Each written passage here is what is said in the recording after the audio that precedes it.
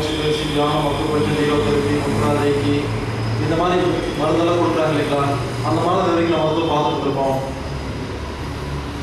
ஆனால் இப்போ நீங்கள் பார்க்குற மருத்துவம் கிடையாது. ಅಣ್ಣವ್ರು ಹೇಳ್ತಾ ಇದ್ರು ಎಲ್ರಿಗೂ ನಮಸ್ಕಾರ ಅಂತ. ಆನಂತರ ಏನಾದರೂ ನಮಗೆ ಕಾಯಿಲೆ ಬಂತು ಅಂದರೆ ನಾವು ಒಂದು ಡಾಕ್ಟರ್ ಹತ್ರ ಹೋಗ್ತೀವಿ, ಅಥವಾ ಔಷಧಿ ತಗೊಳ್ತೀವಿ, ಅಥವಾ ರೇಖಿ, ಮುದ್ರಾ, ಬೇರೆ ಥೆರಪಿಗಳೆಲ್ಲ ನಾವು ಮಾಡ್ತಾ ಇರ್ತೀವಿ. இந்த தெரப்பிக்கு பேர் அனாட்டமிக் தெரப்பின்னு பேர். இந்த தெரப்பியில் வெறும் பேச்சு மட்டும்தான் ட்ரீட்மெண்ட். மருந்து மாத்திரை கிடையவே கிடையாது, டயட் கிடையாது, வாக்கிங் கிடையாது, நாடி பார்த்தது கிடையாது. ಈ ಟ್ರೀಟ್ಮೆಂಟಲ್ಲಿ ಬರೀ ಮಾತನ್ನ ನೀವು ಕೇಳ್ತೀರಾ ಅಷ್ಟೇ. ಇದರಲ್ಲಿ ನಾಡಿ ನೋಡೋದಾಗ್ಲಿ ಬೇರೆ ಯಾವ ಟ್ರೀಟ್ಮೆಂಟು ಇಲ್ಲ. ಅವ್ರು ಹೇಳೋದನ್ನ ನಾವು ಕೇಳ್ತೀವಿ. கேட்கறதுனால, நான் பேசி நீங்க கேட்கறதுனால எப்படி நோய் குணமாக்குன்னு ஒரு சந்தேகம் வரும். நம்ம உடம்புல ஒரு சுரப்பி இருக்கு, அது ஒரு நீரை சுரப்பிட்டு அந்த நீர் உலகத்தில் இருக்கிற எல்லா நோயும் குணப்படுத்தும். அந்த சுரப்பி நம்ம உடம்புல எங்க இருக்குது, அதை எப்படி நாம சுரக்க வைக்கிறது அப்படிங்கிறது எனக்கு தெரியும். நான் அந்த சுரப்பி சுரக்க வச்சு எல்லா நோயும் குணப்படுத்திக்குவேன். அதே மாதிரி எனக்கு தெரிஞ்ச ரகசியத்தை ஒரு 4 மணி நேரத்தில் உங்களுக்கு சொல்லிக் கொடுக்க போகிறேன். அதை நீங்கள் கேட்டு புரிஞ்சு நீங்கள் அந்த டெக்னிக் ஃபாலோ பண்ணீங்கன்னா அந்த சுரப்பி சுரந்துடும், அப்புறம் நோய் குணமாயிடும். ನಮ್ಮ ಶರೀರದಲ್ಲಿ ಕೆಲವೊಂದು ಜ್ಯೂಸಸ್ ಕ್ರಿಯೇಟ್ ಆಗುತ್ತೆ. ಅದರಿಂದ ನಮ್ಮ ಆರೋಗ್ಯವನ್ನು ನಾವು ಸರಿ ಮಾಡ್ಕೋಬಹುದು. ಅದರ ರಹಸ್ಯ ನನಗೆ ಗೊತ್ತಿದೆ, ಅದನ್ನು ತಮ್ಮೆಲ್ಲರಿಗೂ ಈಗ ಹೇಳ್ಕೊಡ್ತೇನೆ. ಆ ರೀತಿ ನೀವು ಆ ಒಂದು ಜ್ಯೂಸಸನ್ನು ಕ್ರಿಯೇಟ್ ಮಾಡಿಕೊಂಡಾಗ ನಿಮ್ಮ ಕಾಯಿಲೆನೂ ವಾಸಿಯಾಗುತ್ತೆ. அப்போ 10 வருஷமா சக்கரை நோய் இருக்கிற யாராவது உட்காந்துருந்தீங்கன்னா இன்னைக்கு குணமாயிருமான்னு கேட்டால் குணமாயிரும். இன்னைக்கு சாயந்தரம் 5 மணிலேருந்து இனிப்பு சாப்பிடலாம், மருந்து மாத்திரை சாப்பிட வேண்டாம், குணமாயிரும். பிபி இருந்தால் அதே மாதிரி சோத்துல உப்பு போட்டு திங்கலாம், ஒன்றும் ஆகாது. ಇಲ್ಲಿ ಯಾರಾದರೂ ಶುಗರ್ ಪೇಷಂಟ್ 10 ವರ್ಷದಿಂದ ಶುಗರ್ ಪೇಷಂಟ್ಸ್ ಇದ್ದರೆ ಇವತ್ತು ಸಾಯಂಕಾಲ 5 ಗಂಟೆ ಮೇಲೆ ಅವರು ಶುಗರ್ ಸ್ವೀಟ್ ತಿನ್ನಬಹುದು. ಮತ್ತು ಬ್ಲಡ್ ಪ್ರೆಷರ್ ಯಾರಿಗಾದರೂ ಇದ್ದರೆ ಇವತ್ತು ಸಾಯಂಕಾಲದಿಂದ ನೀವು ಉಪ್ಪು ಎಲ್ಲನೂ ತಿನ್ಬಹುದು. இது வரைக்கும் எந்த நோய்க்கு எதை திங்கக்கூடாதுன்னு சொன்னாங்களோ அதை இன்னைக்கு 5 மணிலேருந்து இங்கே சாப்பிடலாம். அது எப்படிங்கிறது ட்ரைனிங் கொடுக்க போகிறோம். ಯಾವ ಕಾಯಿಲೆಗೆ ಏನು ತಿನ್ನಬಾರ್ದು ಅಂತ ಡಾಕ್ಟರ್ಸ್ ಹೇಳಿದಾರೋ ನಾವು ಅದನ್ನೇ ತಿಂದು ನಮ್ಮ ಶರೀರವನ್ನು ಸರಿ ಮಾಡಿಸ್ಬೋದು. நீங்கள் செய்ய வேண்டியதெல்லாம் உங்கள் செல்ஃபோனை ஆஃப் பண்ணி வச்சுட்டு இன்னைக்கு ஒரு 5 மணி வரைக்கும் நான் பேசுகிறத காது கொடுத்து கேட்டால் போதும்.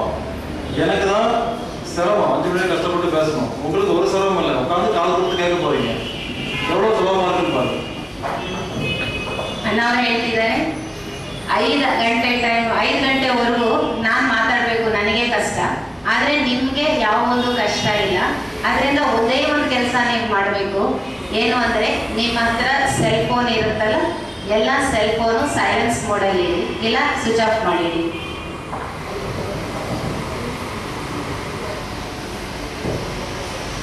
கிட்னி ஃபெயிலியர் அப்படின்னு சொல்லி டயலிஸ் பண்ணுவாங்க இல்லைங்களா, அவங்களுக்கு கூட ₹1 செலவு இல்லாமல் ஆப்ரேஷன் பண்ணாமல் கிட்னியே உள்ளே புதுசாக மாற்ற முடியும். அது எப்படிங்கிறது இன்னைக்கு கற்றுக்க போகிறீங்க. இருதயத்தில் ஓட்டை இருந்துச்சுன்னா ஆப்ரேஷனே பண்ணாமல் ஓட்டை அடைக்கலாம். அது எப்படிங்கிறது இன்னைக்கு கற்றுக்க போகிறீங்க. ಕಿಡ್ನಿ ಫೇಲಿಯರ್ ಅಂತ ಕಿಡ್ನಿಗೆ ಡಯಾಲಿಸಿಸ್ ಮಾಡ್ತಾ ಇದ್ದಾರಲ್ಲ, ಆ ಕಿಡ್ನಿಯನ್ನು ಒಳಗಡೆನೇ ಇಟ್ಟು ಅದನ್ನು ಸರಿಪಡಿಸಬಹುದು. ಆಮೇಲೆ ಹಾರ್ಟಲ್ಲಿ ಹೋಲ್ ಆಗಿದೆ ಅಂತ ಹೇಳಿಬಿಟ್ಟು ಡಾಕ್ಟರ್ಸ್ ಹೇಳ್ತಾರೆ. ಆದರೆ ಆ ಹಾರ್ಟನ್ನು ನಾವು ಸರಿಪಡಿಸಬಹುದು.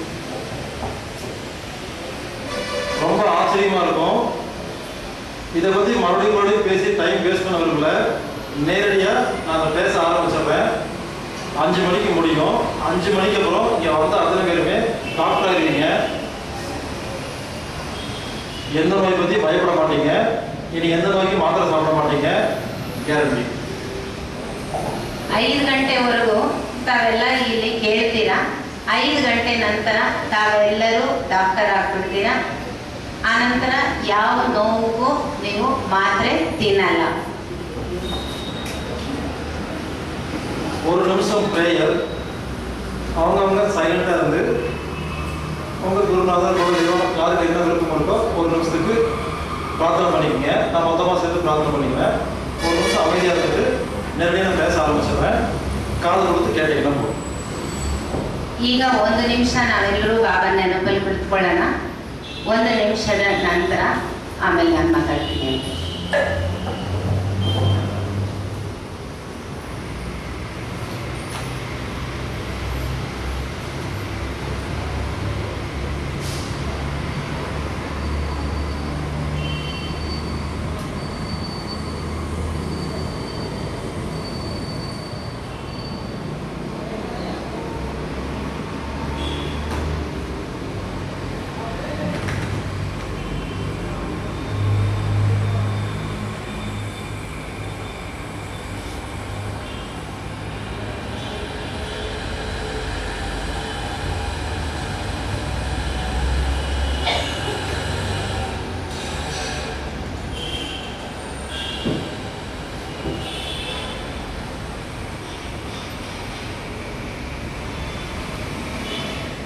ஒரு அம்மா சாப்பாடு சப்பாத்திய வாயில சாப்பிட்டு அது உள்ள போய் ஒரு குழந்தை உருவாக்குதான். அப்போ அந்த குழந்தைக்கு கண்ணு காது மூக்கு கிட்னி எல்லாம் இருந்துச்சுல்ல. சாப்பாடு சப்பாத்தியை வச்சு குழந்தைய உருவாக்குன அறிவு அம்மாவுடைய அறிவா உடம்புடைய அறிவா?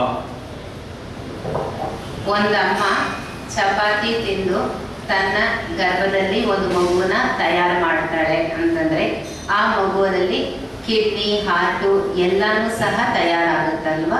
ಅದು ತಯಾರು ಮಾಡೋದು ಆ ಅಮ್ಮನ ಅಥವಾ ಆ ಶರೀರದ ಒಂದು ಬುದ್ಧಿನ? அம்மாவோட அறிவு கிடையாது, உடம்போட அறிவு. எம்பிபிஎஸ் படிச்ச ஒரு அம்மாவுக்கும் அதே மாதிரி தான் 2 கண்ணு குழந்தை பிறக்குது. ஸ்கூலுக்கே போகிற ஒரு அம்மாவுக்கும் அதே மாதிரி குழந்தை பிறக்குது. இதுல என்ன தெரியுதுன்னா, நம்ம அறிவு வச்சு குழந்தை பிறக்கிறது இல்லை, நம்ம உடம்புக்குள்ள ஒரு அறிவு இருக்குது, அதுதான் குழந்தை பிறந்து கொடுக்குது. ಸೊ ಅದು ಮಗು ತಯಾರು ಆಗೋದು ಅಮ್ಮನ ಜ್ಞಾನದಿಂದ ಅಲ್ಲ, ಆ ಶರೀರದ ಜ್ಞಾನದಿಂದ.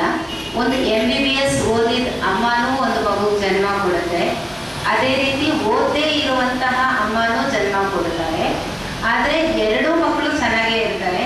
ಅದರ ಅರ್ಥ ಏನು ಅಂದರೆ ಶರೀರದ ಜ್ಞಾನದಿಂದ ಶರೀರ ತಯಾರಾಗುತ್ತೆ ಹೊರತು ಅಮ್ಮನ ಜ್ಞಾನದಿಂದ ಅಲ್ಲ. உலகத்துல சப்பாத்தி சாப்பாட்டை ஒரு மிஷினுக்குள்ள போட்டா அந்த பக்கம் ஆண் குழந்தை பெத்து கொடுக்குறதுக்கு பெண் குழந்தை பெத்து கொடுக்குற உலகத்துல மிஷினே கிடையாது. அப்படி யாரும் கண்டுபிடிக்கவே முடியாது. அப்படி யாரும் கண்டுபிடிச்சா எவ்வளவு நோபல் பரிசு கொடுப்பாங்க? அப்படிப்பட்ட உடம்பு தான் அம்மாவோட உடம்பு. அப்போ நம்ம உடம்புக்கு நம்ம எவ்வளவு நோபல் பரிசு கொடுக்கணும்? சாப்பாடு சப்பாத்தியை வாயில போட்டு சாப்பிட்டு ஒரு குழந்தைய உருவாக்குறாங்க. ஒரு மிஷின்ல சாப்பாடு சப்பாத்தியை போட்டா ஒரு குழந்தை உருவாகாது. வெளியே ஒரு மிஷின், ஆர்டிபிஷியல் மிஷின்ல. இந்த மிஷின் இது வரைக்கும் யாரும் கண்டுபிடிக்கல. அப்போ உலகத்தில் இருக்கிற எல்லா சயின்டிஸ்டும் டாக்டரும் கண்டுபிடிக்க முடியாத ஒரு விஷயத்த நம்ம உடம்பு பண்ணுதுன்னா நம்ம உடம்புக்கு எவ்வளவு நோபல் பரிசு கொடுக்கணும்னு கேட்கணும். ಅಂದ್ರೆ ಒಂದು ಚಪಾತಿ ಊಟ ತಿಂದು ಒಂದು ಅಮ್ಮ ಒಂದು ಮಗುನ ತಯಾರು ಮಾಡ್ತಾಳೆ. ಅದೇ ಒಂದು ಮಿಷಿನಲ್ಲಿ ಊಟ ಎಲ್ಲ ಹಾಕ್ಬಿಟ್ರೆ ಒಂದು ಮಗುನ ತಯಾರು ಮಾಡುತ್ತಾ ಅಂದರೆ ಮಾಡೋಕ್ಕಾಗಲ್ಲ. ಆವಾಗ ಆ ಒಂದು ಅಮ್ಮ ಎಷ್ಟೊಂದು ದೊಡ್ಡ ಸ್ಥಾನ ಅಂತ ತಿಳ್ಕೊಳ್ಳಿ ಅಂತಾರೆ. அப்போ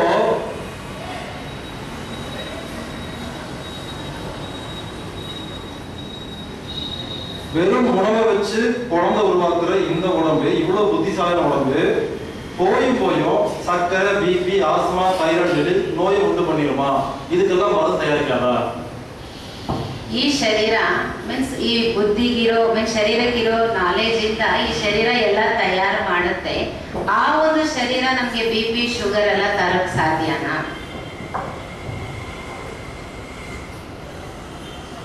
ஒரு அம்மா எப்படி குழந்தை பெற்றுக்கிறாங்கன்னா, கர்ப்பப்பையில ஒரு செல்லா இருக்கும். உடம்புல இருக்கிற உறுப்பு இருக்கு இல்லைங்களா, ரத்தத்துல போய் கால்சியம் அயன் சோடியம் பொருளெல்லாம் எடுத்துட்டு வந்து அதை வச்சுதான் ஒரு குழந்தைய உருவாக்குது. ಒಂದು ಅಮ್ಮ ಒಂದು ಮಗುನ ಜನ್ಮ ಕೊಡಬೇಕು ಅಂದ್ರೆ ಒಂದು ಸೆಲ್ಲಿಂದ ಸ್ಟಾರ್ಟ್ ಆಗುತ್ತೆ. ಅದನ್ನ ರಕ್ತದಲ್ಲಿ ಇರುವಂತಹ ಪದಾರ್ಥಗಳೆಲ್ಲ ತಗೊಂಡು ಬಂದು ಆ ಒಂದು ಸೆಲ್ಲನ್ನ ಒಂದು ಮಗುವಾಗಿ ತಯಾರು ಮಾಡುತ್ತಾರೆ. குழந்தைங்கிறது சமையல், அம்மாவோட உறுப்புங்கிறது அம்மா, ரத்தங்கிறது சமையல் ரூம்பு, ரத்தத்தில் உள்ள பொருள் வந்து சமையல் ரூம்ல பொருள். இப்படி கற்பனை பண்ணிட்டீங்கன்னா உங்களுக்கு புரியும். உடம்பு அம்மா, ரத்தம் சமையல் ரூமு, ரத்தத்தில் இருக்கிற பொருள் இருக்கு இல்லைங்களா, சமையல் ரூம்ல பொருள், அதை வச்சு ஒரு சமையல் பண்றாங்க, அதுக்கு பேர் குழம்பு. ಶರೀರ ಅನ್ನೋದು ಅಮ್ಮ, ರಕ್ತದಲ್ಲಿ ಅದರ ಒಂದು ಸಾಮಾನೆಲ್ಲ ತಗೊಳುತ್ತೆ. ಆಮೇಲೆ ಒಂದು ಇದು ಬಂದು ಕಿಚನ್.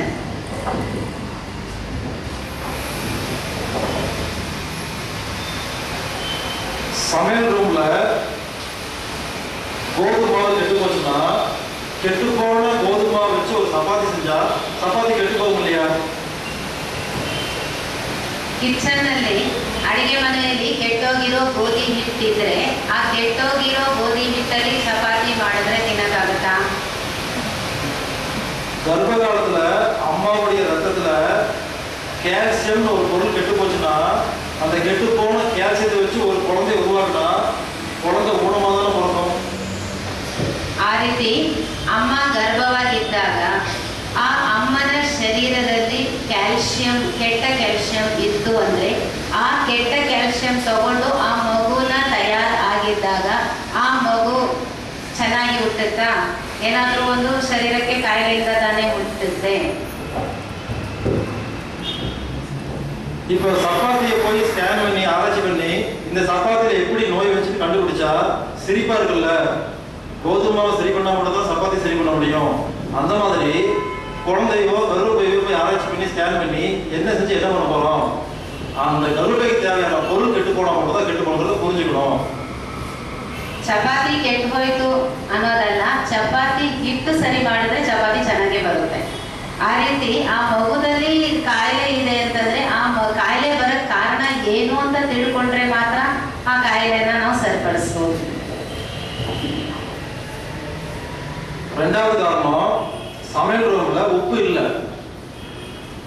உப்பு இல்லாம பொருளை நிறைய சமைச்சு வச்சுக்கிட்டா யாரும் சாப்பிட முடியாது இல்லையா? அந்த மாதிரி ரத்தத்துல ஜிங்க்னு ஒரு பொருள் இல்லைன்னா இந்த குழந்தைக்கு எங்கெங்கெல்லாம் ஜிங்க் வைக்கணுமோ வைக்காம தான் குழந்தை பெற்றிருக்கோம். அப்ப குழந்தை உணவு பிறக்குமா?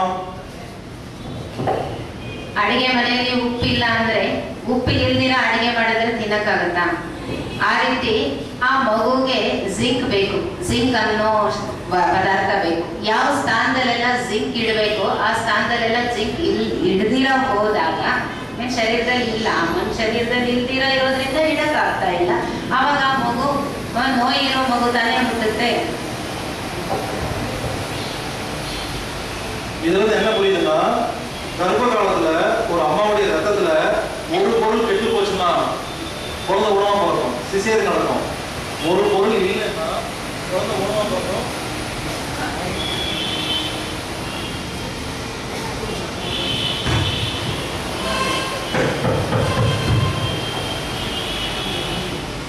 ரத்தத்துல ஒரு பொருள் கெட்டு போனா குழந்தை உணவா பிறக்கும், சிசேரியன் நடக்கும். ரத்தத்துல ஒரு பொருள் இல்லாம போனா குழந்தை உணவா போகும், சிசேரியன் நடக்கும். ரெண்டு காரணம் பாத்தீங்களா? ರಕ್ತದಲ್ಲಿ ಆ ವಸ್ತು ಇಲ್ಲದೆ ಇರೋದ್ರಿಂದಲೇ ಮಗು ಬಂದು ಕಾಯಿಲೆ ಇರೋ ಮಗು ಆಗಿ ಹುಟ್ಟುತ್ತೆ. ಇನ್ನೊಂದು ರಕ್ತದಲ್ಲಿ ಸರಿಯಾದಂತಹ ವಸ್ತು ಇಲ್ಲದೆ ಇದ್ರೆ ಸಿಸೇರಿಯನ್ ಆಗುತ್ತೆ. மூணாவது காரணம், ஒவ்வொரு மனிதனோட உடம்புலையும் ரத்தத்துக்கு அளவு இருக்கு. 4 லிட்டர் 5 லிட்டர் இருக்கு. அம்மாவுடைய உடம்புல அவங்க உடம்புலயே ரத்தம் கம்மியா இருந்துச்சுன்னா, அளவு கம்மியா இருந்துச்சுன்னா குழந்தைக்கு ரத்தம் கொடுக்க முடியா? அப்ப எப்படி கிடைக்கும்? மூணாவது காரணம், ரத்தம் அளவு கம்மியா போனா குழந்தைக்கு பிரச்சனை வரும். ಮೂರನೇ ಕಾರಣ ಏನು ಅಂದ್ರೆ ಅಮ್ಮನ ಶರೀರದಲ್ಲಿ ಎಷ್ಟು ರಕ್ತ ಇರಬೇಕು, 5 ಲೀಟರ್ 4 ಲೀಟರ್ ಎಷ್ಟು ಇರಬೇಕು ಕರೆಕ್ಟಾಗಿ ಇತ್ತು ಅಂದ್ರೆ ಮಗು ಚೆನ್ನಾಗಿ ಹುಟ್ಟುತ್ತೆ. ಆ ಒಂದು ರಕ್ತ ಕಡಿಮೆ ಇತ್ತು ಅಂದ್ರೆ ಮಗು ಚೆನ್ನಾಗಿ ಹುಟ್ಟಲ್ಲ ತಾನೆ. நாலாவது, மனசு கெட்டு போனா குழந்தை கெட்டு போகும். ஒரு விஷயத்தை கேள்விப்பட்டோம்னா மனசுக்கு சந்தோஷமான விஷயமா இருந்தா தெம்பு வருதா? ஒரு விஷயம் கேள்விப்பட்டா மனசு சோகமா நல்லா இருக்குதா? அப்போ மனசுக்கு உடம்புக்கு சம்மந்தம் இருக்கா? இந்த கர்ப்ப காலத்துல புருஷன் கூட சண்டை, அம்மாவுக்கும் மாமியாருக்கும் சண்டை, இந்த மாதிரி அவங்க அம்மாவுடைய மனசுல ஏதாவது பிரச்சனை இருந்துச்சுன்னா குழந்தை குணமா பிறக்கும். மனசும் ஒரு காரணம். ನಾಲ್ಕನೇ ಕಾರಣ ಏನು ಅಂದ್ರೆ ಮನಸ್ಸು ಕಾರಣ. ಅವರು ಪ್ರೆಗ್ನೆಂಟ್ ಆಗಿದ್ದಾಗ ಪತಿ ಪತ್ನಿ ಜಗಳ ಅಥವಾ ಮನೆಯ ಜಗಳ ಏನೇ ಇರಲಿ ಅನ್ಕೊಡಿ, ಅದು ಮನಸ್ಸಿಗೆ ಇದಾಗುತ್ತೆ. ಸೊ ಮನಸ್ಸು ಕೆಟ್ಟೋಯ್ತು ಅಂದ್ರೆ ಅದರ ಒಂದು ಪ್ರಭಾವ ಶರೀರದ ಮೇಲೆ ಬೀಳುತ್ತೆ. அஞ்சாவது காரணம், நம்ம உடம்புக்குள்ள இருக்கிற செல்கள் இருக்கு இல்லைங்களா, உறுப்புகள்லாம் இதெல்லாம் வந்து இயங்கிட்டு இருக்கு, ஒரு செயல்பட்டு ஒரு ஒர்க் பண்ணிட்டு இருக்கு. அந்த வேலை நார்மலா பண்ணுச்சுன்னா ஓகே, அது அப்நார்மலா பண்ணுச்சுன்னா அதோட இன்டெலிஜென்ட் இருக்கு இல்லையா, அது ஒரு அறிவு இருக்கு இல்லையா, அந்த அறிவு வந்து சம் டிஸ்ஆர்டர் ஆகி போய் தப்பா வேலை செஞ்சதுன்னா அப்போ உணவா பிறக்கும். உதாரணத்துக்கு 5 விரல் இருக்கும், சில பேருக்கு 6 விரல் இருக்கும்ல. ஏன்? அந்த டிஸ்ஆர்டர் ஆயிடுச்சு, அதாவது அப்நார்மல் ஆயிடுச்சு. சில பேருக்கு டிவி பேப்பர்ல பார்த்துருப்பீங்க, 4 கண்ணு 2க்கு 4 காலு, வித்தியாசமான குழந்தைகள். அதுக்கு காரணம் என்னன்னா அம்மாவுடைய உடல் உறுப்பு நார்மலா வேலை செய்யாம அப்நார்மலா வேலை செய்ய ஆரம்பிச்சிருச்சு. ಸೆಲ್ಗಳು ಸರಿಯಾಗಿ 4 ಗಂಟೆ ಟೈಮ್ ಕೆಲಸ ಮಾಡೋದಕ್ಕಿಂತ ಜಾಸ್ತಿ ಕೆಲಸ ಮಾಡಿದಾಗ ನಾವು ನೋಡ್ತೀವಿ ಕೆಲವೊಂದು ಕಡೆ 5 ಬೆರಳು ಇದ್ದಂಗೆ 2 ತಲೆ ಇದ್ದಂಗೆ ಎಲ್ಲ ನಾವು ಟಿವಿಗಳಲ್ಲಿ ನೋಡ್ತೀವಿ. ಸೊ ಅದು ಏನಕ್ಕಪ್ಪ ಅಂತಂದ್ರೆ ಅಬ್ನಾರ್ಮಲ್ ಆಗಿ ಕೆಲಸ ಮಾಡಿರೋದ್ರಿಂದ, ಸೆಲ್ ಬಂದು ಅಬ್ನಾರ್ಮಲ್ ಆಗಿ ಕೆಲಸ ಮಾಡಿರೋದ್ರಿಂದಲೇ, ಸರಿಯಾಗಿ ಕೆಲಸ ಮಾಡದೇ ಇರೋದ್ರಿಂದಲೇ ಶರೀರ ಕಾಯಿಲೆಯಾಗಿ ಹುಟ್ಟುತ್ತೆ, ಅಥವಾ ಎಕ್ಸ್ಟ್ರಾ 5 ಬೆರಳು 4 ಬೆರಳು ತರ ಹುಟ್ಟುತ್ತೆ. அப்போ ஒரு குழந்தை உணவா பிறந்திருக்கும், சிசேரியன் பண்றதுக்கும் 5 காரணம். ஒண்ணு, ரத்தத்தில் ஒரு பொருள் கெட்டு போனா, ரத்தத்தில் ஏதாவது பொருள் இல்லாம போனா, ரத்தம் ஊறுறதே கம்மியா போனா, மனசு கெட்டு போனா, உடம்புக்குள்ள ஒரு அறிவு சொன்னீங்களா, அந்த அறிவு தன் இயக்கம் ஆரம்பிச்சு அறிவு கெட்டு போனா. மொத்தம் 5 காரணம். 5 ಕಾರಣಗಳಿಂದ ಕಾಯಿಲೆಯಾಗಿ ಬಿಡೋದು. ಒಂದು, ರಕ್ತ ಎಷ್ಟಿರಬೇಕು ಅಷ್ಟು ಕರೆಕ್ಟಾಗಿರಬೇಕು. ಎರಡನೇದು, ರಕ್ತದಲ್ಲಿ ಇರುವಂತಹ ಪದಾರ್ಥಗಳು ಸರಿಯಾಗಿರಬೇಕು. ಮತ್ತೆ ಮೂರನೇದು, ಮನಸ್ಸಿನ ಸ್ಥಿತಿ ಚೆನ್ನಾಗಿರಬೇಕು. ನಾಲ್ಕನೇದು, ಆ ಶರೀರದಲ್ಲಿ ಜ್ಞಾನ ಇರಬೇಕು.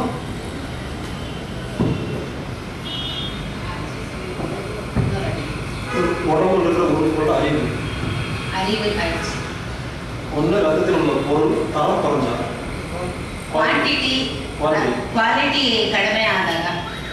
5 ಇನ್ನೊಂದು, ரத்தத்தில் ஒரு பொருள் கெட்டு போனா, ರಕ್ತದಲ್ಲಿ ಒಂದು ಇದನ್ನ ಕೆಟ್ಟೋದ್ರೆ, ரத்தத்துல ஒரு பொருள் இல்லாம போறது, ರಕ್ತದಲ್ಲಿ ಒಂದು ವಸ್ತು ಇಲ್ಲದೆ ಹೋಗೋದು, ரத்தத்துடைய அளவு கம்மியா போறோம், ರಕ್ತದ ಮೆಷರ್ಮೆಂಟ್ ಕಡಿಮೆ ಆಗೋದು, மனசு கெட்டு போனா, ಮನಸ್ಸು ಕೆಟ್ಟೋಗುತ್ತೆ, உடம்புக்குள்ள ஒரு அறிவு இருக்கு அந்த அறிவு கெட்டு போனா, ಶರೀರಕ್ಕೆ ಒಂದು ಜ್ಞಾನ ಇದೆ ಆ ಜ್ಞಾನ ಕೆಟ್ಟು ಹೋದ್ರೆ. ಈ 5 ಕಾರಣ. நம்ம குடும்பத்துல கர்ப்பமானவங்க ஹாஸ்பிட்டல் போறீங்கல்ல, ஸ்கேன் பண்றீங்கல்ல, எல்லா மருந்து மாத்திரை சாப்பிடுறீங்கல்ல, எத்தனை பேருக்கு சுகப்பிரசவம் நடக்குது?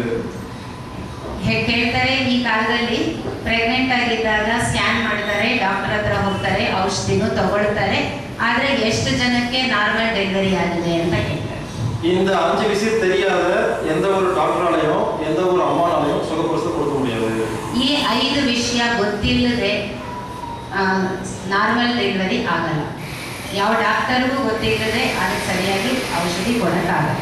இன்னைக்கு 4 மணிலிருந்து 5 மணி வரைக்கும் இந்த 5ஐயும் நாம எப்படி ஒழுங்கா வச்சுக்கிற டெக்னிக் சொல்லிக் கொடுக்க போறேன். அது பிரகாரம் நீங்க நடந்தீங்கன்னா ₹1 செலவு இல்லாம கண்டிப்பா சுகப்பிரசவம் மட்டும்தான் நடக்கும், கேரண்டி. ಇವತ್ತು ಸಾಯಂಕಾಲ 4 ಗಂಟೆಯಿಂದ 5 ಗಂಟೆವರೆಗೂ ಈ 5 ವಿಷಯಗಳನ್ನ ಯಾವ ರೀತಿ ಸರಿಯಾಗಿ ಇಟ್ಕೋಬೇಕು ನಾವು ಅನ್ನೋದನ್ನ ನಾವು ತಿಳ್ಕೊಳ್ಳೋಣ. ஒரு அம்மா 5 குழந்தை பெற்றுக்கிறாங்க. ಒಂದು ಅಮ್ಮ 5 ಜನ ಮಕ್ಕಳನ್ನ ಜನ್ಮ ಕೊಟ್ಟಿರ್ತಾರೆ. அப்போ 5 புது இருதய செய்யறதுக்கு இந்த உடம்புக்கு தெரிஞ்சதா இல்லையா? ಆ 5 ಮಕ್ಕಳಿಗೆ 5 ಹೃದಯವನ್ನ ಕೊಡೋದಕ್ಕೆ ಶರೀರ ಗೊತ್ತಿದೆ ತಾನೆ. இந்த அம்மா இருக்கிற ஒரு சின்ன ஓட்டையம்மா, இதை ஸ்கேன் பண்ணி பார்த்துட்டு ஆபரேஷன் பண்ணணும்னு சொல்றாங்களே. ಈ ಅಮ್ಮನಿಗೆ ಹಾರ್ಟ್ ಅಲ್ಲಿ ತೂತಾಗಿದೆಯಂತೆ, ಹೋಲ್ ಆಗಿದೆಯಂತೆ, ಅದನ್ನ ಆಪರೇಷನ್ ಮಾಡಿ ಸರಿ ಮಾಡಬೇಕು ಅಂತ ಹೇಳ್ತಾರಂತೆ. நான் என்ன கேட்கிறேன், 5 புது இருதயத்தையே செஞ்சு கொடுக்க தெரிஞ்ச இந்த அம்மாவோட உடம்புக்கு அந்த ஒரு ஓட்டையை ஒட்டி பீச வைக்க தெரியாதா? 5 ಹೃದಯವನ್ನ ಕೊಡ ಗೊತ್ತಿರೋ ಈ ಅಮ್ಮನಿಗೆ ತನ್ನ ಹೃದಯದಲ್ಲಿ ತೂತಾಗಿರೋದನ್ನ ಸರಿ ಮಾಡಕ್ ಬರಲ್ವಾ? அந்த 5 குழந்தையை பெற்றுக்கும் பொழுது அம்மாவோட என்னமோ இருந்திருக்கு, இப்ப என்னமோ இல்ல, அது என்னன்னு சரி பண்ணி வச்சுட்டோம்னா ஓட்ட தானா அடைஞ்சிடும். ಆ 5 ಜನ ಮಕ್ಕಳಿಗೆ ಜನ್ಮ ಕೊಡಬೇಕಾದ್ರೆ ಆ ಅಮ್ಮನ ಶರೀರದಲ್ಲಿ ಯಾವುದೋ ಒಂದು ವಸ್ತು ಇತ್ತು, ಅದು ಇವಾಗ ಇಲ್ಲ. ಆ ವಸ್ತುನ ಸರಿ ಮಾಡಿದ್ರೆ ಈ ಹೃದಯ ಸರಿ ಮಾಡ್ಬೋದು. இருதயத்தில் ஓட்டைங்கிற நோய் இருதய சம்பந்தப்பட்ட நோயே இல்லை. அங்க யாராவது ட்ரீட்மெண்ட் பார்த்தீங்கன்னா குணப்படுத்தவே முடியாது. ಹೃದಯದಲ್ಲಿ ಹಾರ್ಟ್ ಅಲ್ಲಿ ಹೋಲ್ ಇದೆ ಅಂತಂದ್ರೆ ಹಾರ್ಟ್ ಸಂಬಂಧಪಟ್ಟಿರುವಂತಹ ಮಾತಲ್ಲ. ஆச்சரியமா இருக்கும். இருதயத்துல ஓட்டைங்கிறது இருதய சம்பந்தப்பட்ட நோய் இல்லையான்னு சொல்லும்போது ஆச்சரியமா இருக்கும். ಆಶ್ಚರ್ಯವಾಗಿರುತ್ತೆ. ಹೃದಯದಲ್ಲಿ ಹೋಲ್ ಆಗಿದೆ, ಹಾರ್ಟ್ ಅಲ್ಲಿ ಹೋಲ್ ಆಗಿದೆ, ಆದ್ರೆ ಆ ಹಾರ್ಟ್ ಗೆ ಸಂಬಂಧಪಟ್ಟಿದ ಮಾತಲ್ಲ ಅಂತ ಕೇಳಿದಾಗ ನಮ್ಗೆ ಆಶ್ಚರ್ಯವಾಗೇ ಇರುತ್ತೆ. அது என்ன காரணம்னா, ரத்தத்துல அந்த இருதய ஓட்டை அடைக்கிறதுக்கு உடம்புக்கு தெரியும், நாலேஜ் இருக்கு. அந்த ஓட்டை அடைக்கிறதுக்கு ஒரு பொருள் தேவைப்படுது. அந்த பொருள் ரத்தத்துல கெட்டு போய் கிடக்கு. கெட்டு போன பொருளை கொண்டு போய் ஓட்டை அடைச்சிட்டு இருக்கு, அடைய மாட்டேங்குது. இப்ப சொல்லுங்க, இது இருதய சம்பந்தப்பட்ட நோயா, அந்த பொருள் கெட்டு போன சம்பந்தப்பட்ட நோயா? ಆ ಹಾರ್ಟ್ ಅಲ್ಲಿರೋ ತೂತನ್ನ ಸರಿಪಡಿಸಕ್ಕೆ ರಕ್ತ ಬಂದು ಏನೇನೋ ತಗೊಂಡು ಹೋಗಿ ಅದನ್ನ ಸರಿ ಮಾಡಕ್ ನೋಡುತ್ತೆ, ಆದ್ರೆ ಮಾಡಕ್ ಆಗ್ತಾ ಇಲ್ಲ. ಇದು ಹಾರ್ಟಿನ ಕೆಲಸನ ಅಥವಾ ಶರೀರದ ಕೆಲಸನ, ಹಾರ್ಟಿನ ಸಂಬಂಧನ ಇಲ್ಲ ಶರೀರದ ಜ್ಞಾನನ ಅಂತ ನೀವೇ ತಿಳ್ಕೊಳ್ಳಿ ಅಂತ. ரெண்டாவது, அந்த ஓட்டை அடைக்கிறதுக்கு ஒரு பொருள் தேவை, அது ரத்தத்துல இல்லவே இல்லை.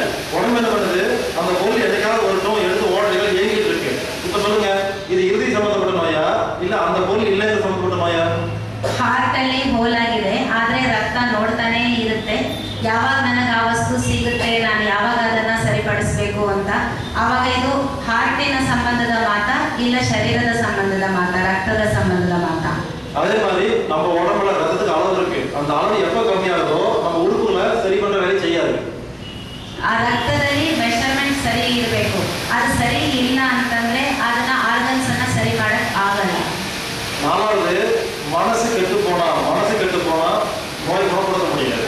ಮನಸ್ಸು ಕೆಟ್ಟು ಹೋದ್ರೂ ಸಹ ಶರೀರವನ್ನ ಸರಿ ಮಾಡಿಸಕ್ಕೆ ಆಗಲ್ಲ. அஞ்சாவது, நம்ம உடம்புக்குள்ள ஒரு அறிவு இருக்கு சொன்னீங்களா, அந்த அறிவு கெட்டு போச்சுன்னா அந்த இருதய ஓட்டை அடைக்க முடியாது. 5ನೇದು, ಈ ಶರೀರಕ್ಕೂ ಜ್ಞಾನ ಇದೆ, ಆ ಶರೀರದ ಜ್ಞಾನ ತಪ್ಪು ಹೋದ್ರೆ ಸರಿಪಡಿಸಕ್ಕಾಗಲ್ಲ. உங்க இருதயத்துல ஓட்டையெல்லாம் வர வேண்டாம். இல்லாத ஓட்டையை நான் ஒரு பெரிய டாக்டர், நான் உங்ககிட்ட இதுல ஓட்டை வந்துச்சுன்னு சொன்னா 3 மாசம் நினைச்சு பார்த்துட்டு ஐயோ இதுல ஓட்டை வந்து நினைச்சு பார்த்தீங்கன்னா ஓட்டை வந்துடும். ಆಕ್ಚುಲಿ ನಿಮ್ಗೆ ಹಾರ್ಟ್ ಅಲ್ಲಿ ಹೋಲ್ ಇರಲ್ಲ. ನಾನು ಒಂದು ದೊಡ್ಡ ಡಾಕ್ಟರು, ನಾನು ನಿಮಗೆ ನಿಮ್ಮ ಹಾರ್ಟ್ ಅಲ್ಲಿ ಹೋಲ್ ಇದೆ ಅಂತ ಹೇಳಿದಾಗ ಅದನ್ನ ನೀವು ಯೋಚಿಸಿದಾಗ ಏನಾಗುತ್ತಪ್ಪ ಅಂತಂದ್ರೆ ಹೃದಯದಲ್ಲಿ ಓಟೆ ಬಂದ್ಬಿಡುತ್ತೆ, ತೂತು ಬಂದ್ಬಿಡುತ್ತೆ. ಇದು ಉண்மைனா ಓಟೆ ಅಡೆಯುದು நினைச்சீங்கன்னா அடையும். ಇದು ಉண்மையா இருக்கும். ಇದು ತೂತು ಸರಿಪಡಿಸಬಹುದು ಅಂತ ನಾವು ತಿಳ್ಕೊಂಡಾಗ ಖಂಡಿತ ತೂತು ಸರಿಪಡಿಸಬಹುದು. மலைமலை அடிகளார் ஒரு ஞானி, அவர் என்ன பண்ணாரு, அவரோட ஒரு 10 ஃப்ரெண்டுகள், இந்த 10 ஃப்ரெண்டுகள்ல ஒரே ஒருத்தரை மட்டும் ஓரம் ஒதுக்கி விட்டு 9 பேர் உட்காந்து பிளான் பண்றாங்க. அவர் ஒருத்தரை நோயாளி ஆகணும்னு சொல்லி தனித்தனியா போய் பார்த்து, என்னப்பா நல்லா இருக்கிற, மூஞ்சியெல்லாம் எப்படி ஆயிடுச்சு, கண்ணு உள்ள போய் சொல்லி பேசி அவர் படத்து படிக்க பண்ணிட்டாங்க. 10 ಜನ ಇದ್ರು. ಆ 10 ಜನ ಸೇರಿ ಒಬ್ಬರನ್ನ ಕಾಯಿಲೆ ಮನುಷ್ಯ ಮಾಡಬೇಕು ಅಂತ 9 ಜನ ಒಬ್ಬರನ್ನ ಸಪರೇಟ್ ಮಾಡಿಬಿಟ್ಟು, ನೀನ್ ಯಾವಾಗ್ಲೂ ಕಾಯಿಲೆ ಇದೆ, ಯಾಕೆ ಹಿಂಗಾಗ್ಬಿಟ್ಟೆ ಅಂತ ಹೋಗಿ ಕೇಳ್ತಾ ಇದ್ರು. கடைசி சக்சஸ் நம்ம சொன்ன மாதிரி ஒரு படத்து சொல்லிட்டு அதுக்கப்புறம் என்ன பண்ணாங்க, தனித்தனியா போய் பார்த்து பரவாயில்லையே நல்லா முன்னேறிட்டியே உடம்பு சரியா போச்சுன்னு சொல்லி 9 பேர் தனித்தனியா பேசி 2 மாசம் எதிர்த்து வச்சுட்டாங்க. ಆಮೇಲೆ ಅವ್ರಿಗೆ ಸರಿ ಹೋಗಿ ಅವರ ಕಾಯಿಲೆ ಆಗ್ಬಿಟ್ರು. ಆಮೇಲೆ ಮತ್ತೆ ಏನ್ ಮಾಡಿದ್ರಪ್ಪ ಅಂದ್ರೆ ಒಬ್ಬೊಬ್ಬರಾಗಿ ಹೋಗಿ ಅವರನ್ನ ನೋಡಿ ಸರಿ ಹೊರಟೋಯ್ತು, ನೀವು ಚೆನ್ನಾಗಿದ್ದೀರಾ, ಚೆನ್ನಾಗಾಗೋಯ್ತು ಅಂತ 2 ತಿಂಗಳಲ್ಲಿ ಮತ್ತೆ ಸರಿಪಡಿಸ್ಬಿಟ್ರು. அதனால மனசுக்கும் உடம்புக்கும் நோய்க்கும் அவ்வளவு சம்பந்தம் இருக்கு. நோய் வந்துருச்சு நினைச்சீங்கன்னா பெருசாகும், நோய் குணமாக நினைச்சீங்கன்னா சிறுசாகும். ಶರೀರಕ್ಕೆ ನೋವಿಗೆ ಮನಸ್ಸಿಗೆ ಸಂಬಂಧ ಇದೆ. ನೋವು ಸರಿ ಹೋಗುತ್ತೆ ಅಂತ ತಿಳ್ಕೊಂಡ್ರೆ ನಾವು ಖಂಡಿತ ಸರಿ ಹೋಗ್ತೀವಿ. அப்போ இருதயத்தில் ஓட்டைங்கிற நோய் இருதய சம்பந்தப்பட்ட நோய் இல்ல, இந்த 5 சம்பந்தப்பட்ட நோய். இதை மறுபடியும் ரிப்பீட் பண்றேன். ಹೃದಯದಲ್ಲಿ ಹಾರ್ಟ್ ಅಲ್ಲಿ ಹೋಲ್ ಇದೆ ಅಂತಂದ್ರೆ ಹೃದಯದ ಸಂಬಂಧವಾದಂತಹ ನೋವಲ್ಲ. ಈ 5 ವಿಷಯಗಳು ಸರಿ ಇಲ್ಲದೆ ಇರೋದ್ರಿಂದಲೇ ಹಾರ್ಟ್ ಅಲ್ಲಿ ತೂತಾಗುತ್ತೆ. ಸೊ ಆ 5 ವಿಷಯ ಮತ್ತೆ ನಾನು ರಿಪೀಟ್ ಮಾಡ್ತಿದ್ದೀನಿ. ரத்தத்தில் ஒரு பொருள் கெட்டு போனா, ರಕ್ತದಲ್ಲಿ ಯಾವುದಾದ್ರೂ ಒಂದು ವಸ್ತು ಕೆಟ್ಟು ಹೋದ್ರೆ, ரத்தத்தில் ஒரு பொருள் இல்லாம போனா, ರಕ್ತದಲ್ಲಿ ಒಂದು ವಸ್ತು ಇಲ್ಲದೇ ಇದ್ರೆ, ரத்தத்தின் அளவு கம்மியா போனா, ರಕ್ತದಲ್ಲಿ ಮೆಷರ್ಮೆಂಟ್ ಕಮ್ಮಿ ಆದ್ರೆ, மனசு கெட்டு போனா, ಮನಸ್ಸು ಕೆಟ್ಟು ಹೋದ್ರೆ, உடம்புல இருக்கிற அறிவு கெட்டு போனா, ಶರೀರದಲ್ಲಿ ಇರುವಂತಹ ಜ್ಞಾನ ತಪ್ಪೋದ್ರೆ. நான் இருதயங்கிறது உதாரணத்துக்கு சொன்னேன். இதுவே கண்ணு, காது, மூக்கு, கிட்னி, கணையம் எல்லா உறுப்புக்கும் நீங்க போட்டு பார்த்துக்கலாம். ಇದು ಬಂದು ಹೃದಯಕ್ಕೆ ಮಾತ್ರ ಅವರು ಹೇಳಿರೋದಲ್ಲ, ನಮ್ಮ ಪ್ರತಿ ಒಂದು ಅಂಗಗಳಿಗೂ ಇದೇ ಎಕ್ಸಾಂಪಲ್. கண்ணுல நோய் வந்து நினைச்சு கண்ணாடி மாட்டிருக்கீங்கல்ல, இந்த கண்ணாடி பவர் போக போக அதிகமாக கம்மியாகுதா?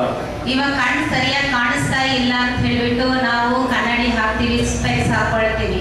ಸ್ಪೆಕ್ಸ್ ಹಾಕಿದ್ಮೇಲೆ ನಿಮಗೆ ಕಣ್ಣು ಸರಿ ಹೊರಡೋಯ್ದ, ಇನ್ನೂ ಜಾಸ್ತಿ ಆಗ್ತಾ ಇದೆಯಾ ಅಂತ ಕೇಳ್ತಿದ್ದಾರೆ. எப்ப கண்ணாடியோட பவர் அதிகமாகுதோ கண்ணு பவர் கம்மியாகுதுன்னு அர்த்தமா? ಅಂದ್ರೆ ಸ್ಪೆಕ್ಸ್ ಬಂದು ಯಾವಾಗೆಲ್ಲ ನಾವು ಟೆಸ್ಟ್ ಮಾಡ್ತೀವಿ ಅವಾಗೆಲ್ಲ ಪವರ್ ಜಾಸ್ತಿ ಆಗ್ತಾ ಇದೆ ಅಂತಂದ್ರೆ ಅದರ ಅರ್ಥ ನಮ್ಮ ಕಣ್ಣು ಪವರ್ ಕಡಿಮೆ ಆಗ್ತಾ ಇದೆ ಅನ್ನೋದಾ? உங்க கண்ணை கெடுக்கிறதுக்கு ஏன் கண்ணாடி மாட்டிருக்கீங்க? ನಿಮ್ ಕಣ್ಣಿನ ಪವರ್ ಕಡಿಮೆ ಆಗೋದಕ್ಕೋಸ್ಕರ ಯಾಕೆ ಕನ್ನಡಿ ಹಾಕೋಬೇಕು? ಇದಕ್ಕೆ ಡಾಕ್ಟರ್, ಅದಕ್ಕೇನು ಡಾಕ್ಟರು? ಇದು ಕಣ್ಣು ಸಂಬಂಧಪಟ್ಟ ನೋಯೇ ಇಲ್ಲ.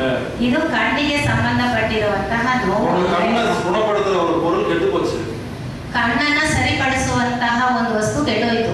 ಕಣ್ಣನ್ನು ಗುಣಪಡಿಸುವ ಒಂದು பொருள் ಇல்லாம போச்சு.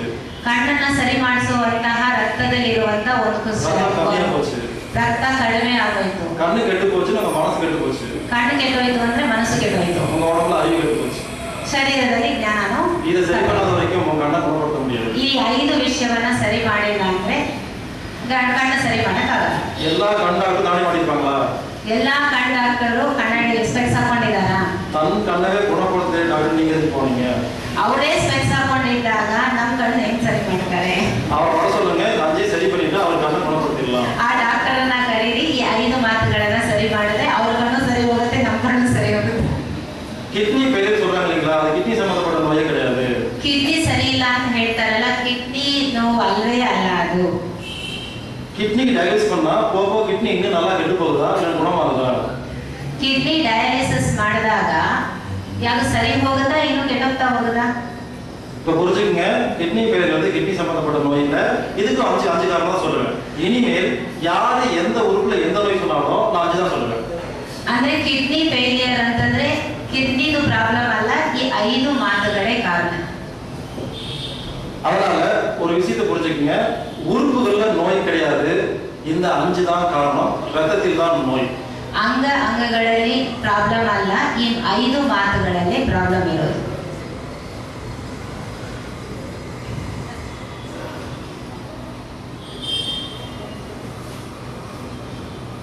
மொத்தம் 2 விதமான நோய் இருக்கு. உள்ளிருந்தே வர நோய், வெளியிருந்து வர நோய்.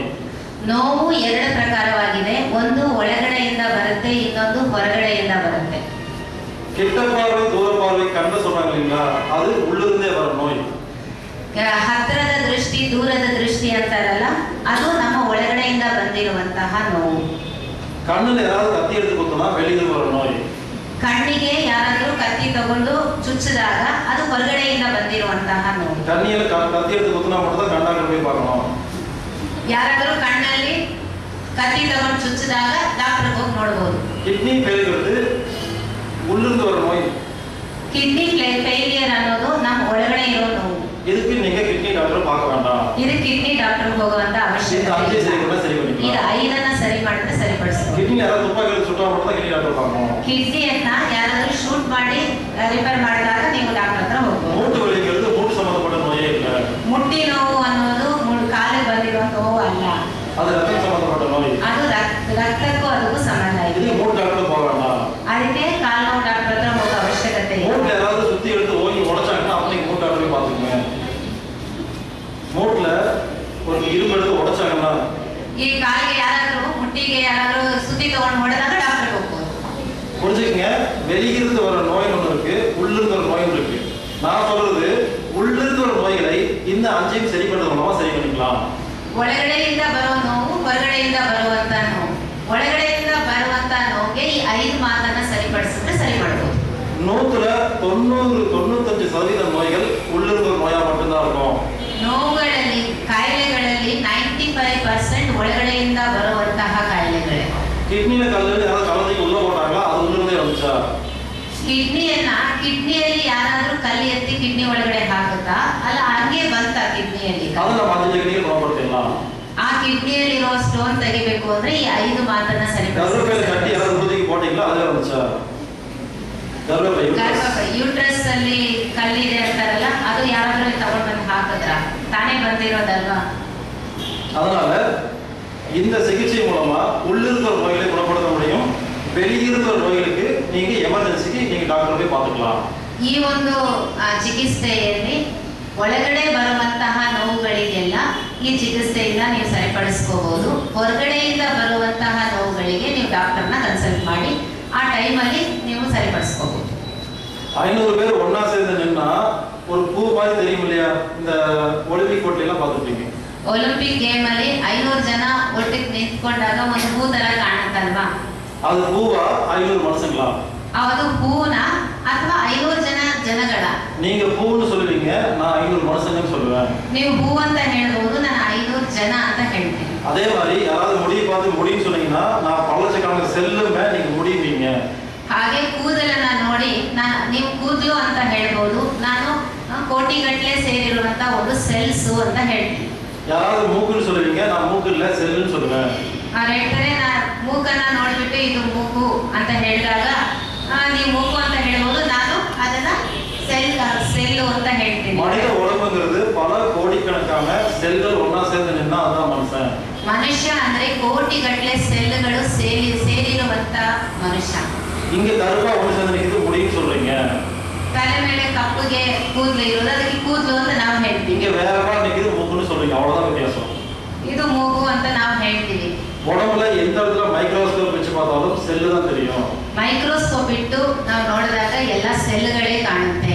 எல்லா செல்லும் ஒவ்வொரு வேற வேற வடிவத்துல இருக்கும், ஷேப்.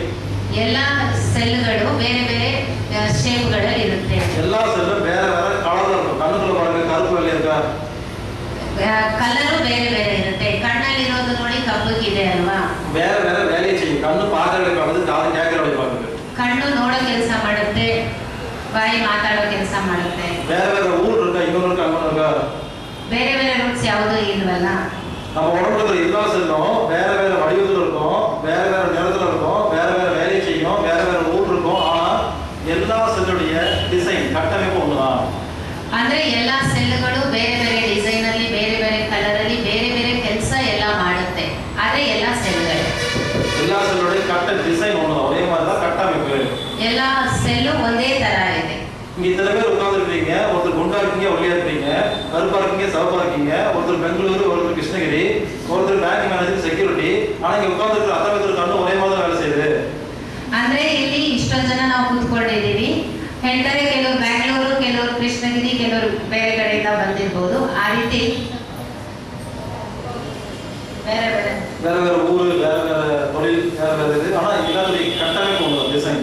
ಎಲ್ಲರದ್ದು ಮೀನ್ಸ್ ಎಲ್ಲರೂ ನೋಡುವಂತ ಕೆಲಸ ಒಂದೇ ತಾನೆ. ಎಲ್ಲಿಂದ ಬಂದಿದ್ರು ಕಣ್ಣು ಒಂದೇ ಕೆಲಸ ಮಾಡುತ್ತಲ್ವಾ ಅಂತ. நம்ம உடம்புல இருக்கிற எல்லா செல்லும் ஒரே மாதிரி தான் இருக்குங்கிறது என்ன ப்ரூஃப்னா, எல்லா செல்லுக்கும் மெம்பரைன் இருக்கும். ஒரு ஃபுட்பால் மாதிரி கற்பனை பண்ணுங்க, இந்த ஃபுட்பாலுக்கு மேல இருக்கிற தோல் தான் மெம்பரைன்.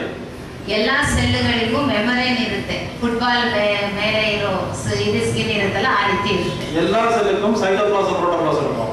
ಎಲ್ಲಾ ಸೆಲ್ಗೂ ಸೈಟೋಪ್ಲಾಸಂ. அது கண்ணிலே அப்படிதான் இருக்கும், கிட்னிலே அப்படிதான் இருக்கும். ಕಿಡ್ನಿಯಲ್ಲೂ ಹಾಗೆ ಇರುತ್ತೆ, ಕಣ್ಣಲ್ಲೂ ಹಾಗೆ ಇರುತ್ತೆ. நம்ம உடம்புல முடிந்து நகை வரைக்கும் இருக்கிற எல்லா செல்களும் ஒரே மாதிரி தான் இருக்கும். ಕೂದಲಿನಿಂದ ಕೂದಲಿಂದ ಕಾಲು ಬೆರಳುವರೆಗೂ ಇರುವಂತಹ ಎಲ್ಲಾ ಸೆಲ್ಗಳು ಒಂದೇ ತರ ಇದೆ.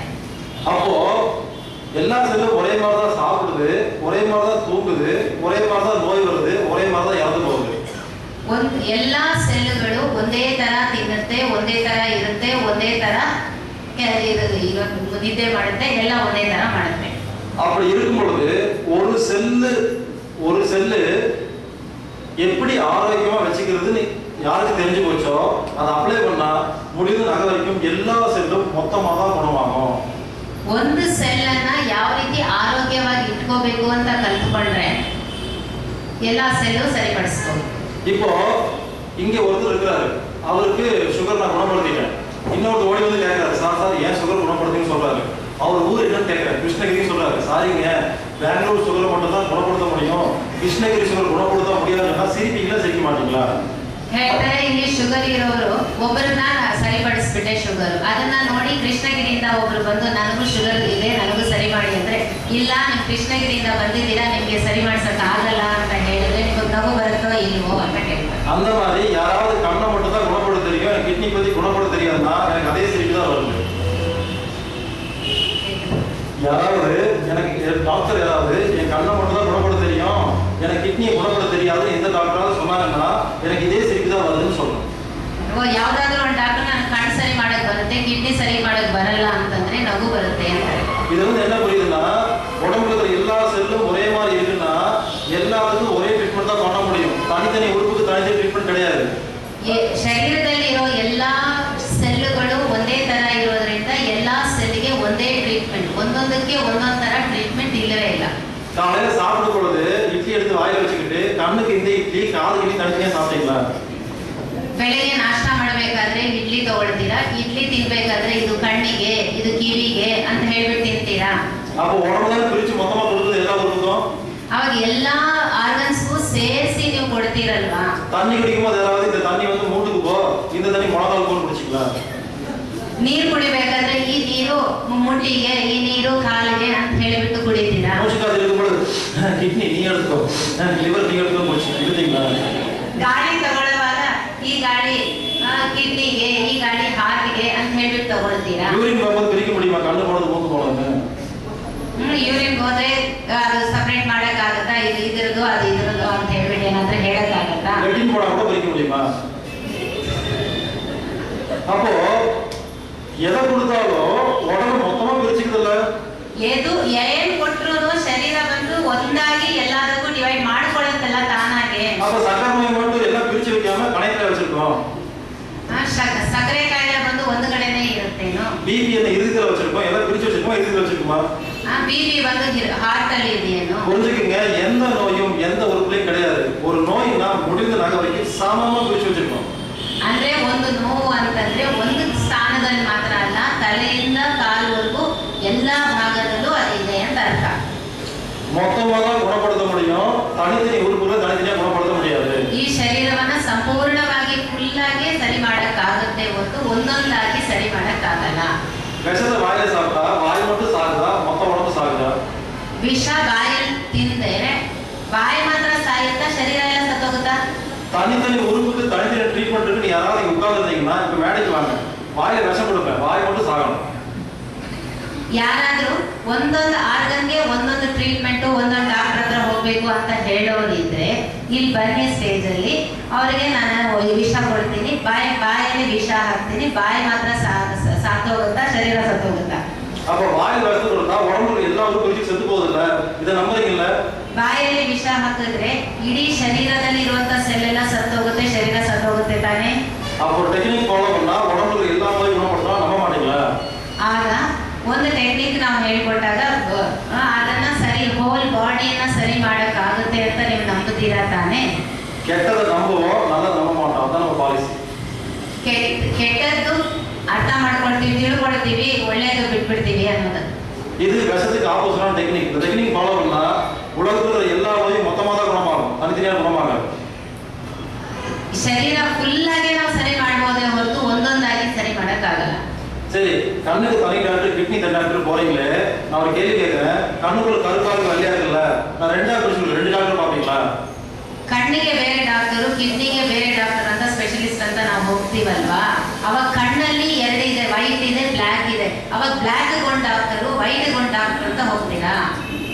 இருது எட்டா பிரிச்சு கொடுக்கல, வலது ஆட்டில் இடது வென்ட்ரிக்கல்னு 8 டாக்டர் பாப்பீங்களா? ಹಾರ್ಟ್ ಅಲ್ಲೂ ಆ 8 ಭಾಗ ಇದೆ, 8 ಭಾಗದಲ್ಲಿ ರೈಟ್ ಇದು ಲೆಫ್ಟ್ ಅಂತ ಹೇಳ್ಬಿಟ್ಟು ಬೇರೆ ಬೇರೆ ಡಾಕ್ಟರ್ಸ್ ಹತ್ರ ಹೋಗ್ತೀರಾ? ಇದು ಕೇಳಬೇಕಾದ್ರೆ ನಾವು ಬರುತ್ತೆ ತಾನೆ? அதே மாதிரி கண்ணு காது மூக்குன்னு தனித்தனியா யாராவது ட்ரீட்மெண்ட் பாத்தீங்கன்னா எனக்கு சரி வருது. ಕಣ್ಣಿಗೆ ಬೇರೆ, ಕಿವಿಗೆ ಬೇರೆ, ಬಾಯಿಗೆ ಬೇರೆ ಅಂತ ಡಾಕ್ಟರ್ ಹತ್ರ ಹೋಗ್ತೀವಲ್ವಾ, ಅದನ್ನ ನೋಡಿದ್ರೆ ನನಗೆ ತುಂಬಾ ನಗು ಬರುತ್ತೆ ಅಂತ ಹೇಳಿ. நம்ம உடம்புல எந்த உறுப்பையும் பிரிக்கலாம் முடியாது, மொத்தமா எல்லாம் சேர்ந்து ஒரே வேலையை தான் பண்றதுக்கு. நம்ம உடம்புங்கிறது ஒரு உறுப்பு, இந்த ஒரு உறுப்பை குணப்படுத்துறதுக்கு ஒரு டெக்னிக் இருந்தா போதும். ಈ ಶರೀರ ಬಂದು ಸಂಪೂರ್ಣ ಒಂದೇ. ಆ ಒಂದು ಶರೀರವನ್ನ ನಾವು ಸಪರೇಟ್ ಆಗಿ ಟ್ರೀಟ್ಮೆಂಟ್ ಕೊಡಕ್ಕಾಗಲ್ಲ. ಒಂದು ಶರೀರವನ್ನ ಫುಲ್ ಆಗಿ ಒಂದೇ ಸರಿ ನಾವು ಟ್ರೀಟ್ಮೆಂಟ್ ಕೊಡಬಹುದು. அதனால இனிமேல் வந்து நான் உறுப்பு பத்தி எல்லாம் பேசிட்டு இருக்க மாட்டேன். ஒரு செல்லுன்னா என்ன, ஒரு செல் எப்படி திங்குது, எப்படி உயிரோடு இருக்கு, எப்படி நோய் வருது, எப்படி நோய் குணப்படுத்துன்னு பார்க்க போறோம். ಈಗ ಒಂದೊಂದು ಸೆಲ್ಲು ಯಾವ ರೀತಿ ತಿನ್ನುತ್ತೆ, ಯಾವ ರೀತಿ ಬದುಕುತ್ತೆ, ಯಾವ ರೀತಿ ನಿದ್ದೆ ಮಾಡುತ್ತೆ, ಯಾವ ರೀತಿ ಕೆಲಸ ಮಾಡುತ್ತೆ, ಇದ್ರ ಬಗ್ಗೆ ನಾವು ತಿಳ್ಕೊಳ್ಳೋಣ. இப்போ ஒரு செல்ல குணப்படுத்த டெக்னிக் நீ கத்துக்கிட்டு இப்போ ஃபாலோ பண்ண ஆரம்பிச்சீங்கன்னா உடம்புல எல்லா செல்லும் மொத்தமா குணமாயிரும். ಒಂದು ಸೆಲ್ ಯಾವ ರೀತಿ ನಾವು ಟ್ರೀಟ್ಮೆಂಟ್ ಕೊಡೋದು ಅಂತ ಕಲಿತರೆ ಸಾಕು, ಇಡೀ ಬಾಡಿನ ನಾವು ಸರಿಪಡಿಸ್ಕೋಬಹುದು. முதல்ல என்ன பண்ண போறோம், ஒரு செல் எப்படி உயிரோடு இருக்குன்னு முதல்ல பார்க்க போறோம். ಹೇಗೆ ಒಂದು ಸೆಲ್ಲು ಬದುಕಿದೆ ಅನ್ನೋದನ್ನ ಫಸ್ಟ್ ನೋಡೋಣ. ரெண்டாவது ஒரு செல்லுக்கு எப்படி எல்லா நோயும், இன்னைக்கு 5 மணிக்குள்ள சக்கரை, பிபி, ஆஸ்மா, தைராய்டு எல்லா நோயும் பார்த்துருவோம். எல்லா நோயும் எப்படி வருதுன்னு பார்க்கிறோம். ಈಗ ಸಾಯಂಕಾಲ 5 ಗಂಟೆ ಒಳಗಡೆ thyroid, BP, blood pressure, sugar ಎಲ್ಲ ಯಾವ ರೀತಿ ಬರುತ್ತೆ ಅನ್ನೋದನ್ನ ತಿಳ್ಕೊಳ್ಳೋಣ. அதுக்கப்புறம் எப்படி 1 ரூபா செலவெல்லாம் நாமளே குணப்படுத்துறது பார்க்கிறோம். ಆಮೇಲೆ 1 ರೂಪಾಯಿ ಖರ್ಚಿಲ್ದಿರ ಅದನ್ನ ಸರಿಪಡಿಸೋದು ಯಾವ ರೀತಿ ಅನ್ನೋದು ಸಹ ಕಲಿಯೋಣ. முதல்ல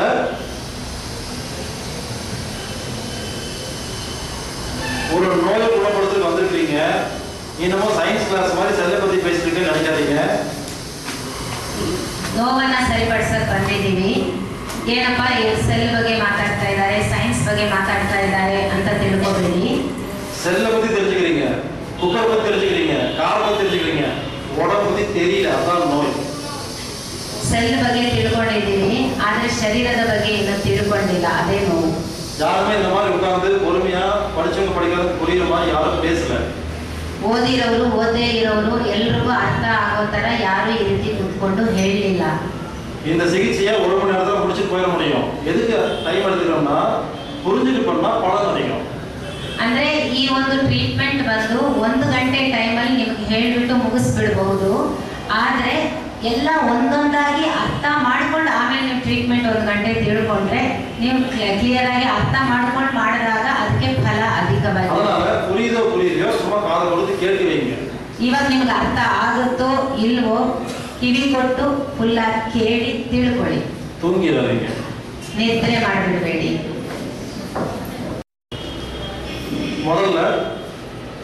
ಮೊದಲು ஒரு செல் எப்படி உயிரோடு இருக்குன்னு பார்க்கலாம்.